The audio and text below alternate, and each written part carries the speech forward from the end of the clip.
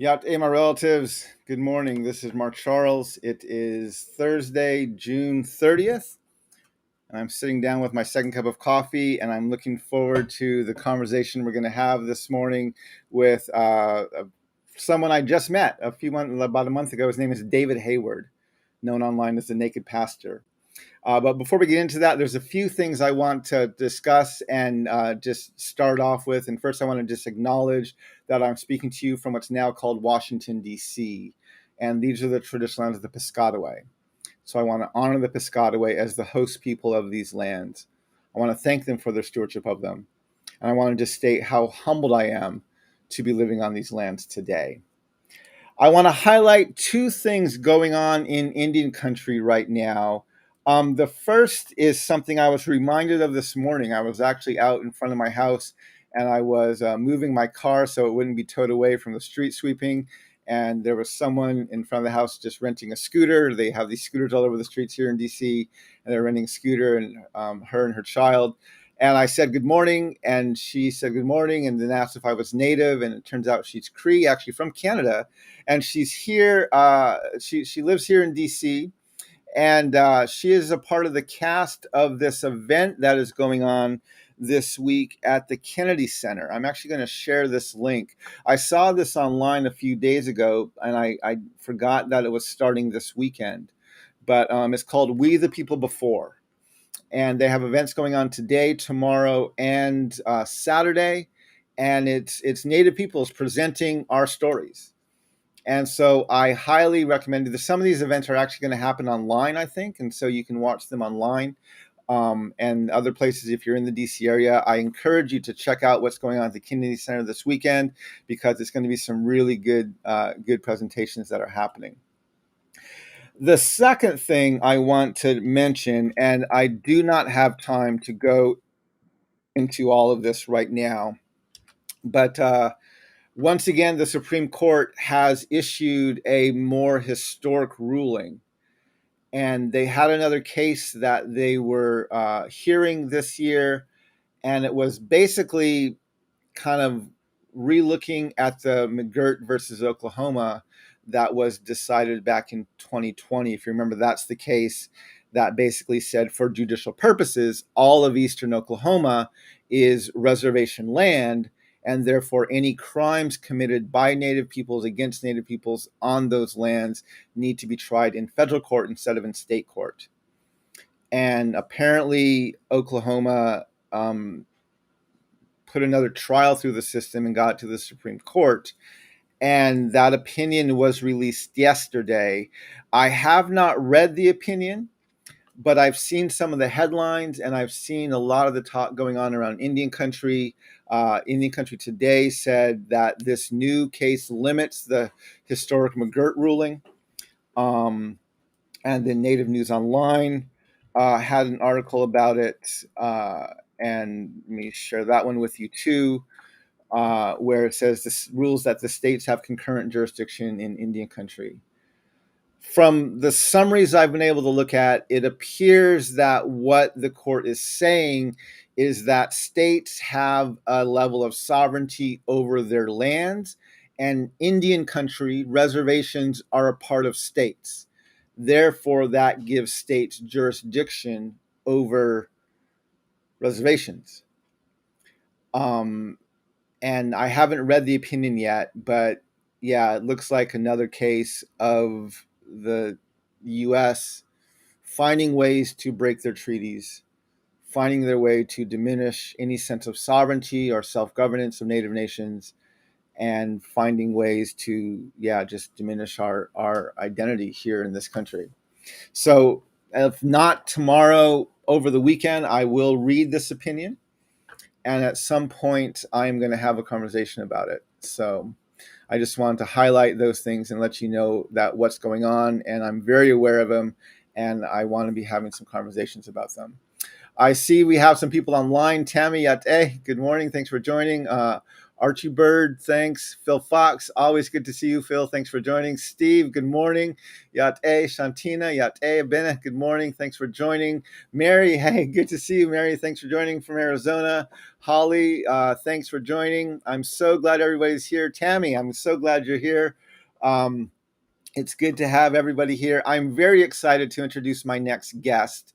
And I first met Steve. I didn't know Steve very well at all. Actually, I didn't know him until about a month and a half ago. I think it was sometime in May, where I saw this graphic begin to float around social media. And it said, "Watch out for false prophets. They come to you in sheep's clothing, but inwardly they are ferocious wolves." And the first person who I saw shared it was Steve, who had a comment on there and say, "Hey, I'm finally first at something," because his picture is up in the top left-hand corner. And I didn't think of that at all until I saw I was actually tagged in it, and I'm in this list. If you see on the second row towards the middle right between Dr. William Barber and Rob Bell, you'll see me listed there. And so this image got shared and reshared by quite a few people. I'm used to being on lists of heretics with I'm used to being listed as a heretic online, and actually myself and Lisa Sharon Harper have been listed together as up and coming rising stars of the progressive left and heretics. And so so anyway, it was interesting to see who was on this list, and interesting thing to see who wasn't on this list. But this is how I first heard about David. And so I began following him and heard about a new book that he is publishing. And that is a book called Flip It Like This. And so David is a former pastor who sounds like about 30 years ago began deconstructing his faith and some of the institutional beliefs that he was that were embedded in the church, and that led him kind of down a path that got him eventually labeled a heretic. On his Instagram, he shared this: "A heretic is just a person who tells the truth too early," by Sarah Kendazor. And so, yeah, I've had a couple conversations with David, and I'm fascinated by his journey of what he calls deconstruction, and I'm intrigued by his cartoons and the work that he's putting out there. And so it's really an honor for me to bring him into my second cup of coffee today. So without any further ado, let me introduce you to David Hayward and bring him on screen with me here. David, Yá'át'ééh, good morning. Thank you for joining me. Good morning. Thank you for having me. And I'm actually, I have to confess, I'm on my third cup, so I hope that's all right. And I'm you from what some people call Canada, but I'm on Mi'kmaq land in the Maritimes up north. So, and I'm humbled and grateful to be on this land. So thank you for having me. Yeah, well, thank you, David. So we'll just start with how we met. I don't even know, how did you come across that graphic, the one that labeled all of us heretics? Yeah, it started by somebody privately messaging me and saying that their former college sent this to them, and they wanted to remain completely, anonymous. And so I thought it was kind of funny. So I just shared it, and I just jokingly said, "I've always wanted to be first at something, but I didn't expect this," because I just happened to be the first picture on it. And it went viral. It went crazy. And so, it all started with me just sharing it online, thinking it was just going to be a little bit of a laugh.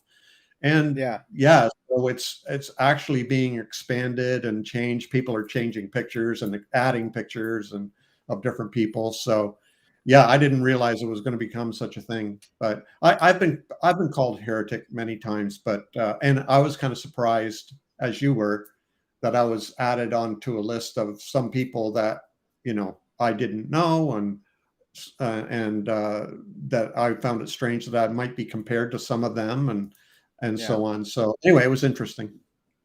Yeah, well, I'm glad it gave us a chance to meet. As I said Yeah. earlier, you and I had at least one other conversation where we talked more in depth about your journey.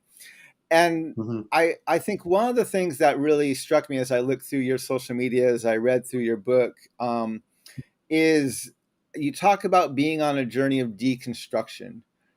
Hmm. And I find a lot of people who call what they're doing deconstruction, they're doing something very similar to what myself, other Native and Indigenous peoples are doing, which is the process of decolonizing.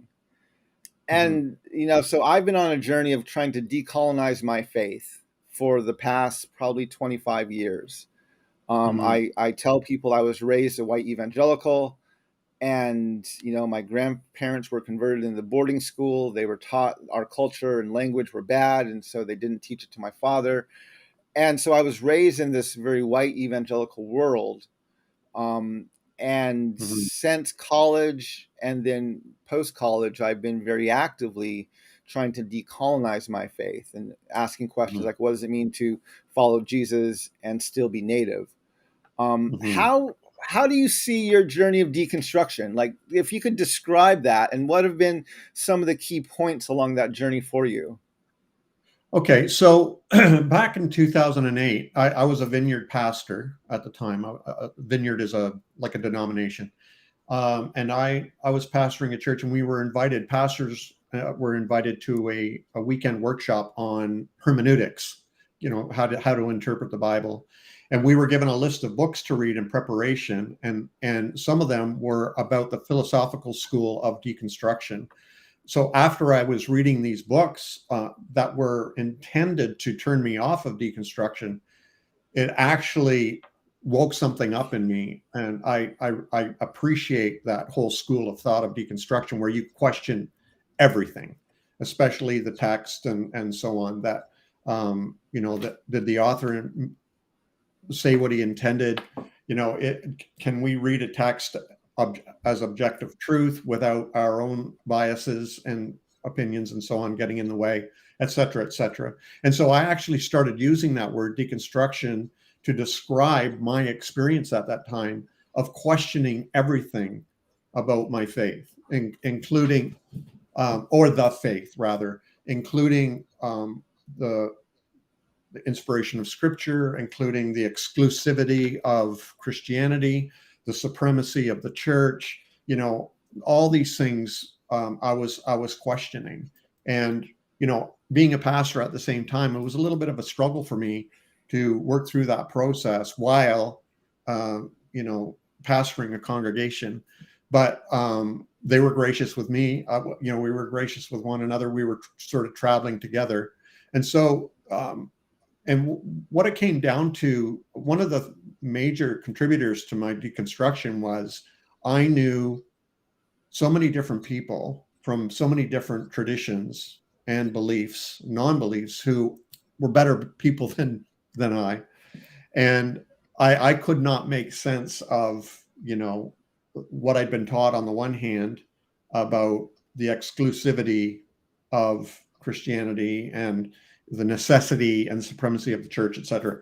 And then um, knowing these wonderful, beautiful people that I loved and who were, so I had a really difficult time figuring that out. So Yeah. yeah, for me, deconstruction is like a decolonization where I'm questioning everything right down to the roots of of the faith and Yeah. and my beliefs and so on. Everything must be questioned, not just how do we do church kind of thing, but why the church, the existence of the church, etc. So for me, I was going much deeper than um, I think was normal, and questioning everything, absolutely everything. Nothing was uh, excluded, nothing was exempt, and nothing was immune from this Yeah. questioning sort of journey I was on. And to the point where, and I was just sort of expressing my thoughts naively on my blog, Naked Pastor. And in 2009, I had a very profound sort of epiphany moment where I just sort of saw, not literally, but saw the oneness of all things, and was expressing that again naively in my blog. And then by the next year, it was clear I could no longer stay in the ministry in that church. And I left the ministry in 2010. So that was sort of my deconstruction journey. Yeah. Yeah. What how can I phrase this question? I'm thinking of well, let me ask this first. Okay. Where have you found kind of mentorship or guidance in that journey, in that process? Where have you looked to, or what have you found to kind of be your community as you are, Mhm. are your allies or your partners as you've kind of gone through that journey? Well, to be honest, it's been kind of a lonely journey because I must have shared with you in one of our conversations that deconstruction for me actually started on my graduation from seminary, where I went to seminary 100% believing in the three I's of Scripture: inerrant, inspired, and infallible. And I, on the day of my graduation, I was just suddenly questioning it. And here I am, graduating with a master's in New Testament studies under Dr. Gordon Fee at Gordon Conwell Theological Seminary, and with my Greek and Hebrew and Aramaic all studied, and it was devastating.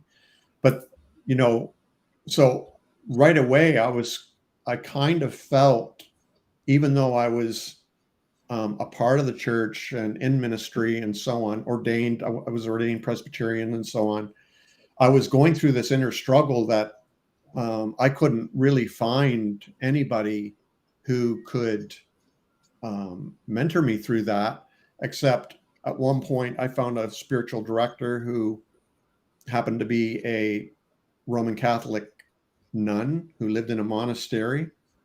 She became a spiritual director to me. I found her through reading Thomas Merton, Henry Nouwen, so on. And so it was always outside of my tradition that I found mentors, Yeah. including a Buddhist monk, including for, a couple who are Cree, who I shared my journey with, and they've helped me with my journey, and just different people. But it was always people outside of where I was, and I kind of had to do it secretly as well. So it was, and I see that a lot with people who are deconstructing, is it can be a pretty isolating experience.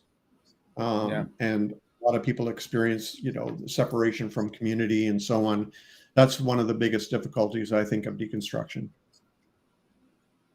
Thank you for sharing that with us, David. I just shared the link to your website, David Hayward, the Naked Pastor. You state clearly in your bio you're not naked, but you're seeking the naked truth. You're seeking to speak the naked truth and to find the naked truth. Yeah. And so I gave that link into your website. And one of the things that you've done, you've published many books. This is your newest one coming out, called Flip It Like This. Yes. And it's a collection of your artwork and your cartoons. Right. Yes. And so tell us about this book. Like what kind of motivated you to do it? What's your goal with it? Yeah. So Flip It Like This is my best ofs. I've been cartooning since about 2005. So we're looking at 17 years I've been cartooning. I literally have over 4,000 cartoons in my arsenal. And the publisher, Broadleaf Books, approached me wanting to do a book, and we agreed, okay, it's about time I did a best of book. So there's about 125 cartoons in here, 15 of which I've never before seen. And it took a long time and a lot of hard work and difficult decisions to, boil it all down to 125 cartoons. But these are what are considered some of my best, my best. These are my best. Yeah. And, my cartoons are reaching people all around the world, which I'm very grateful for. And I speak on anything from, the status of women in the church or feminism, LGBTQ issues, spiritual abuse, decolonization, scripture, deconstruction. These are all issues I cover in my cartoons. Yeah, I just shared a link to your Instagram account. If people want to see some samples of your cartoons, they're all over your Instagram account. And so I just shared a link to that for people if they'd like to connect with you there. You're Naked Pastor. Like, I'm Wireless Hogan, pretty much everywhere online. You're Naked Pastor. You're on Twitter. You're on Facebook. You're on Instagram. Anywhere else that people can find you? I'm on TikTok. I'm on LinkedIn. I'm on YouTube. I'm everywhere. Okay. I won't go away. Yeah. Well, where, as you've been on this journey now for 30 years, what has encouraged you along that journey? What has been kind of what has encouraged you throughout the process of going down this road and of being on this journey? Okay, so my drive, I think my driving force is freedom, and what I really long for in others is to experience that same freedom. And so I really love it when I hear from people that they're now living free, and I love validating people, encouraging people, affirming people, and to see them discover how to live free, for me is very encouraging to me, and so that's what keeps me going, is to continue to hear back from people that I'm helping them figure out how to be authentic and to live free. So that makes it worth it. I mean, I do get a lot of kickback, like I know you do too. I get a lot of criticism and, hate mail and all that kind of thing, but I do get a lot of encouraging feedback as well. Yeah. So that makes it worth it. Yeah. I ran for president here in the United States in 2020. Yes. And the theme of my campaign was I wanted to build a nation where we the people truly means all the people. And one of the things that astounded me in that campaign is the team we built, the volunteers we had, the supporters that we had, was the most passionate and diverse group of people I think I've ever seen gathered, including in my work in the American church. And I always said to people, there's a sermon in here somewhere, right? Where when you run a political campaign saying you want we the people to actually mean all the people, you truly do attract all the people. And the mosaic that you see that comes together is really beautiful. It's challenging, but it's incredibly beautiful. And I always kind of lamented that I was able to draw a more diverse crowd politically than I was ever able to gather religiously when I was working through the institutions of the church. And so I always felt like there was kind of a parable for that in front of me. And it sounds like that's very much been your experience as well. Well, if you look at my Instagram account, I'm hoping to pass 110,000 followers today, but it's very diverse. You've got everything from church-going believers and pastors, clergy, to people who are atheists, and people of different race, and people from all over the world speaking different languages, translating my cartoons into their own language and so on. And so it's just incredibly diverse, and we treat one another with respect for the most part. And it's beautiful. I think the healthiest communities, in fact, are diverse. The more diverse, the healthier it is. There's a huge drive, not only in the States, but around the world, to homogenize society or the church, or where it's all, we're all the same. And to me, that's not only boring, but toxic and unhealthy. And so I think it's great that, in fact, when we had that phone call a couple of weeks ago, you hadn't heard of me and I hadn't heard of you until you said, I ran in the presidential race in 2020. And I thought, now I remember you. And I think it's really cool that you have that kind of diverse community around you. I really do. Yeah. Well, thank you. One of the things we talked about as we were kind of getting to know each other is, I told you about my book on selling truth, and Yeah. I understand you've had a chance to read it. I'm wondering if you have any impressions of it now, both as a white man as well as a Canadian.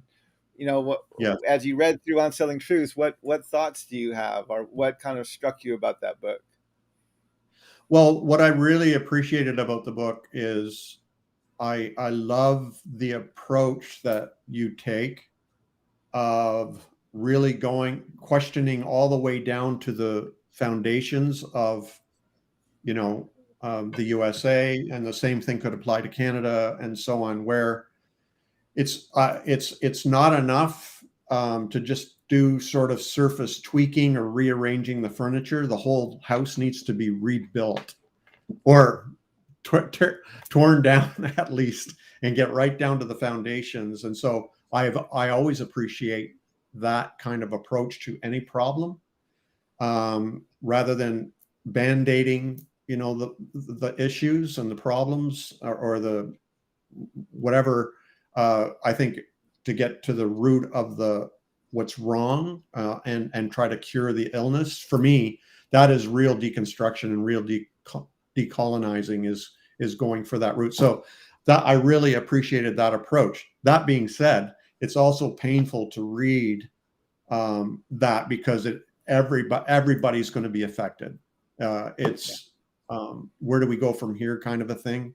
It's overwhelming, but at the same time, I feel something's got to happen now. Something's got to be done. And public apologies, whether they're great ones or poor ones, just aren't going to cut it. So what are we actually going to do? That to me is huge. It's the same with the church, right? I think people are leaving the church in droves right now because they're not being provided a safe place to ask their questions. But the church isn't generally known as a safe place to ask questions. So the church needs to really rebuild itself from the ground up to be actually a safe place, to be authentic, to be you, to explore, search, embrace the mystery, and so on. So your approach to the realities that you're speaking of in that book are deep and going to be traumatic and transformative at the same time. So where do we go from here is like the big question in my mind. So I read that book every morning as sort of my devotional reading, first thing in the morning. And I had to strap myself in literally to, read the next chapter. But it was very eye-opening and mind-opening and heart-opening. And so now where do we go from here is really my question. Yeah. Maybe that's your next book. I don't know. I'm actually debating writing another book, and I'm getting closer and closer to. I'm actually hoping to reach out to my former publisher, maybe even this week or next week, about the possibility of writing another book with them. I think one of the titles I'm playing with is actually taking it from a conference I helped found called Would Jesus Eat Fry Bread? And having a book really talk about my journey of decolonizing my own faith, and what does it mean to follow Jesus as a Navajo man, and where, right? What's the work? What's the trajectory of the work of Uh-huh. Creator throughout all of Yes. time? So anyway, so yeah, I'm getting closer to doing something about that, but I am thinking about writing a second book. Unsettled For steps. for people who may have a question for David, go ahead and write that into the comment. You can put question beforehand, a colon, and then you can put a question to the comments. I have just a few more minutes of dialogue here, but if there are some questions you'd like to ask David, please feel free to put them into the comment section, and Yeah. we'll try to take some time at the end to do a little bit of Q&A. In your book, David, and in your work, one of the, if you flip through the book, there's mostly black and white. There's occasionally color. Yes. The most common color pattern that you use is when you use the colors of the rainbow, and you talk about the issue of LGBTQ IA2S plus within the church. And I want to give you, here in the U.S., this is Pride Month. Yes. And this is where we're trying to be very aware of the diversity within our nation about Right. this, the Mhm. issue of gender identity and sexual orientation. And this is a place where the church really, I think, struggles to know how to be inclusive, and how to be inclusive. Right. And so I want to give you a moment to reflect on that, and like I said, it's a common theme in not all of your cartoons, but it's a theme throughout the book. And Mhm. I think you challenge some thinking and some thought in some good way, and I'd love to just give you a chance to talk about that. Yeah, so I left the Vineyard Church ministry in 2010, and it was a few years later when they actually voted in Canada to not be affirming. So I was glad I left when I did, because I wouldn't want to be a part of a movement that was intentionally not affirming. Up to that point, it was sort of silent, and I could sort of act independently as a pastor of a local congregation. So it seems to me that this is a hill the church is willing to die on, and it concerns me. That's why I address it so much. I know I hear from some people, why would a gay person want to go to the church when it's obvious it doesn't welcome them? And I'm like, well, that's like saying, why would a child not want a family, even though it's an abusive family? People want families. People deserve families and communities. And so I just believe that the LGBTQ plus community deserves the same rights and freedoms that anybody else has, and that includes community and gathering together around common values that we might call the gospel or whatever, and or belief. And they deserve that just as much as anybody else. And if the church can provide that as a safe place. Now, my suspicion is eventually, because of finances, the church will have to eventually say, listen, we're losing too many people, we're losing so much money, we're going to have to change our policies. It's the same. A few years ago, counselors could not do counseling remotely, online, virtually. It had to be face to face. But because of COVID, and because of the economic realities, they broke that rule, and they said, okay, from now on you can meet remotely. Why? It's because of the finances and being able to help people. Um, I remember in the Pentecostal church, way back, when you could not serve in leadership at all if you were a divorced person, a divorced man. Now, well, because of necessity and need and so on, now it's okay. So I think, and this is my hope, is that eventually the church will realize it's fighting a losing battle, and I would love it to be a heart transforming decision, but often the church is forced to make decisions based on other things. And so this has been Pride Month. I've been posting my LGBTQ cartoons every day for this month, celebrating Pride Month. And I'm concerned with. I'm in Canada, where our laws are different. I'm concerned with my trans friends and LGBTQ friends down in the States, especially certain states. I'm very worried about them. They're worried about themselves and their own lives and safety. And so if I can do anything, even as drawing a cartoon to help open people's eyes and hearts and minds, then I'm going to keep doing it. I also add color, Charles, in some of the drawings where Jesus is brown skinned. And so they're fun as well. Yeah.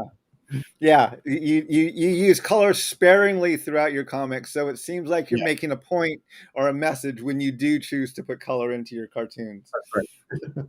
So, well, let me look through the things to see if we have any questions here.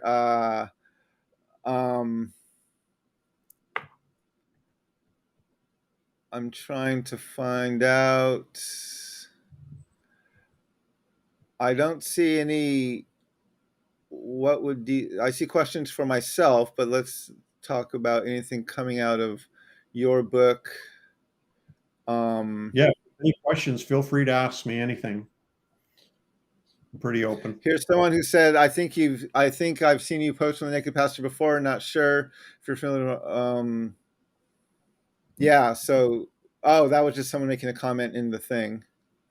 Mm-hmm. But yeah, well, anyway, I really want to thank you for getting on with me, David. I'm so glad we had a chance to talk here.